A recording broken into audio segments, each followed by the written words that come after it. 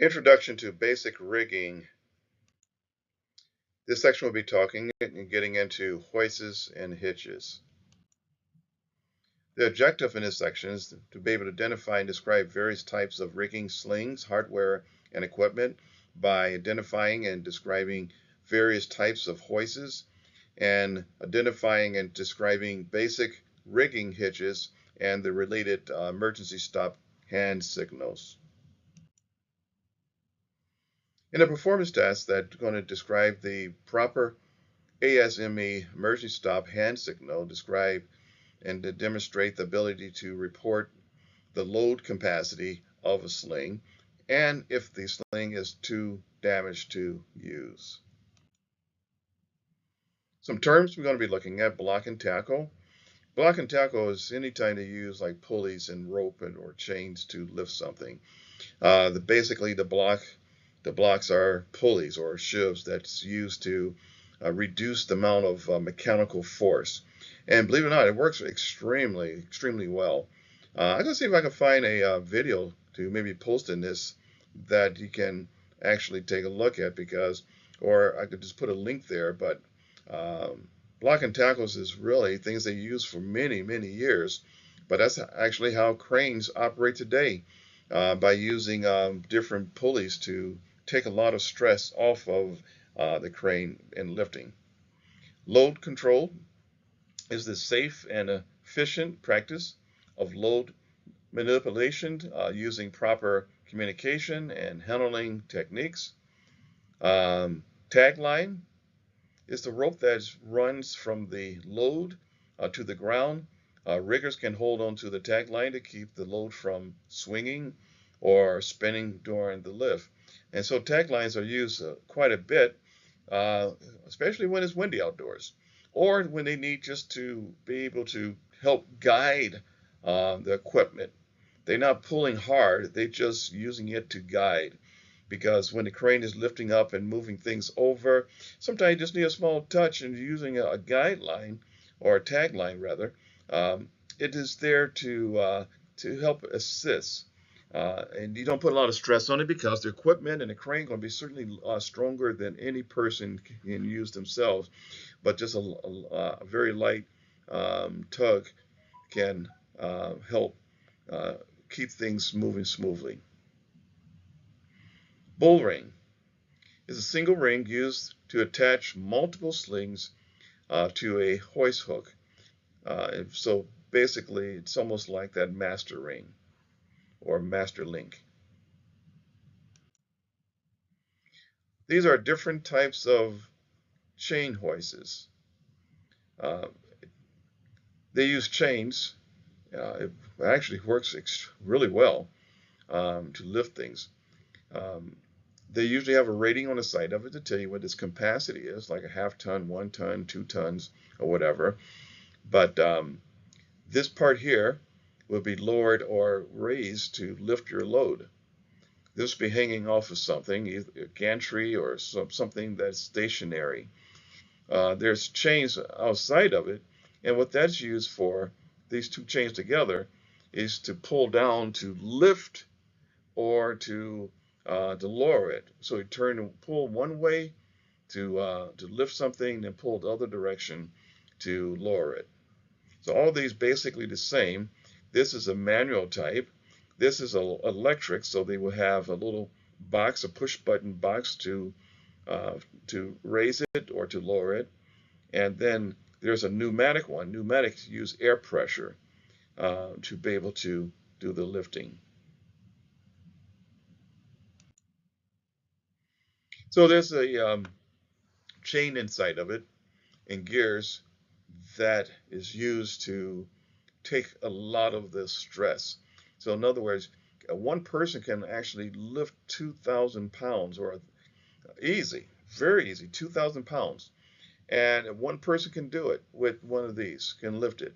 But what's taking all the stress away from all the weight is the gears inside of it and the way it is built to take the stress off of the person.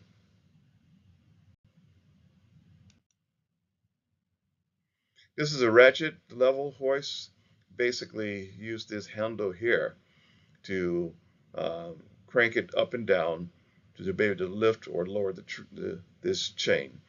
There's a lever inside of it. The lever inside, you flip back and forth to go through forward or reverse or up or down.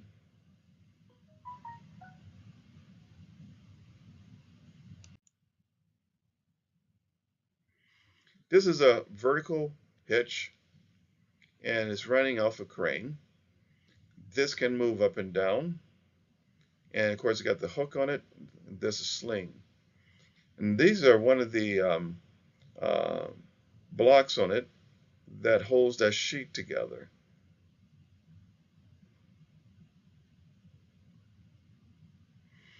Again, if you think about this, there would be a tagline on the pieces to help keep it from moving around, because this is outdoors. Wind could pick up and the thing could spin around. It can become very dangerous because again, they might be heavy, and if the wind pick it up and it start to move and it hit somebody, it can actually harm someone.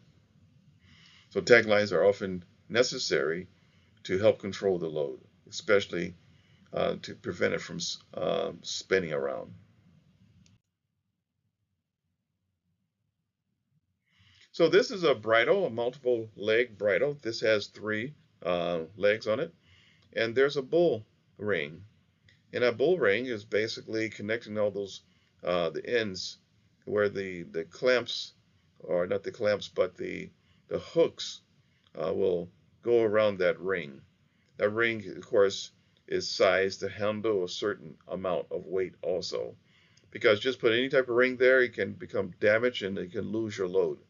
And of course, that could be very dangerous.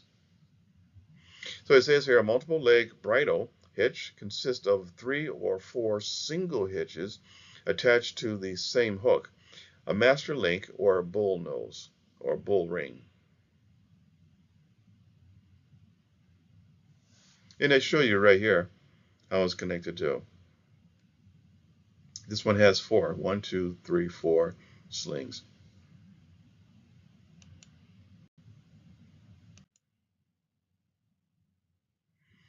Now, a choker hitch is a very common uh, way to hold something together to keep it from slipping. Basically, you thread it through. The best way to do it, and this is for a wire rope, and they put it on the rounded side to keep from, they say, damaging the cable. So this round side is a smoother side, and it's not going to bite into and crimp the cable.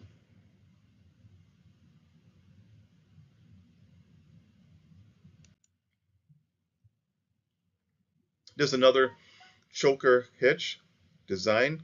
You don't want to do this either. Right now they're using a clamp right there to hold it in place.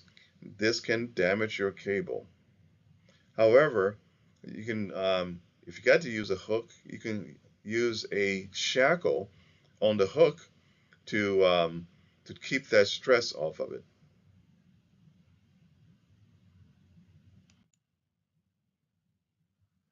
Here's other ways they showed you how.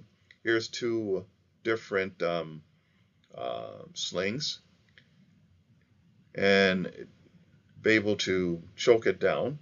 They went around it twice, and then they hooked it, supported. Now here's the thing: both of those slings are both the same length, and they would spread it out evenly across the load to help balance it so it don't twist or fall or bite into the materials or is unlevel. One side is higher than the other. They use the same type of installation practices. In other words, the same amount of distance from the end to where it is actually strapped will be really considered when you're rigging something.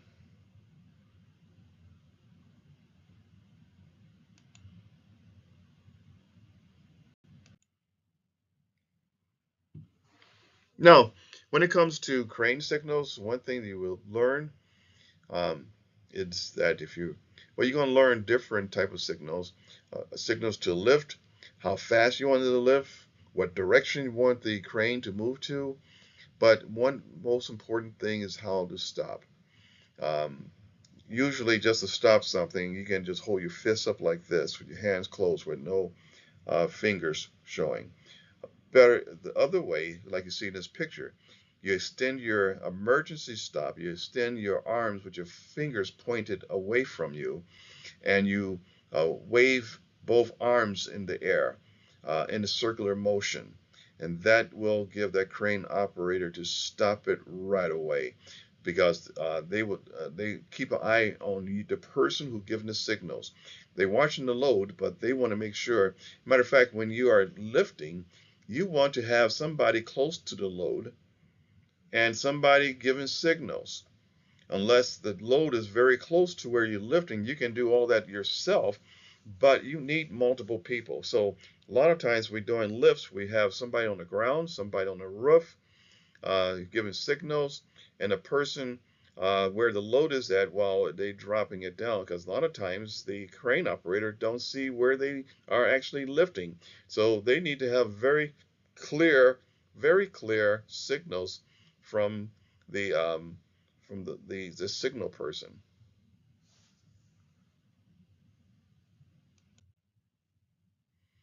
Alrighty, which hoist is picture here? The telltale sign is that you got an electrical box right here.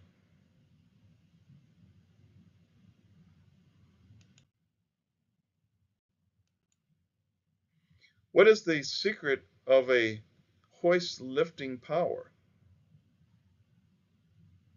And it would be the gears, the pulleys inside of it, to reduce the amount of torque and lift or weight based on the number of gears.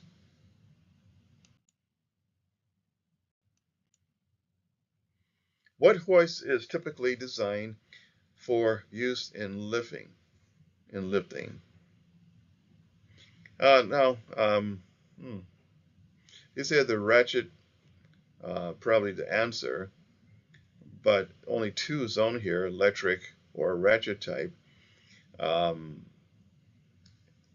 Electric works if you got electricity. The ratchet can work if you got electricity or no electricity, because it's manually done. However, I believe the chain um, hoist is more popular than all these two. But here's the ratchet. The ratchet.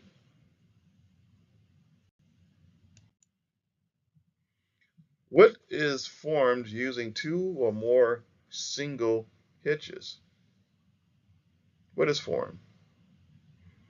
Well, that's what we call the bridle hitch. The bridle hitch.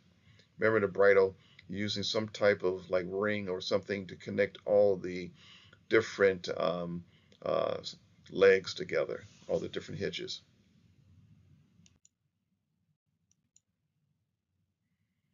What must be used to create a choker hitch? And each one of those pictures, it showed a shackle. A shackle. If you're using a synthetic sling, you probably don't even need a shackle most of the time. But a shackle would definitely be used when you're using a cable.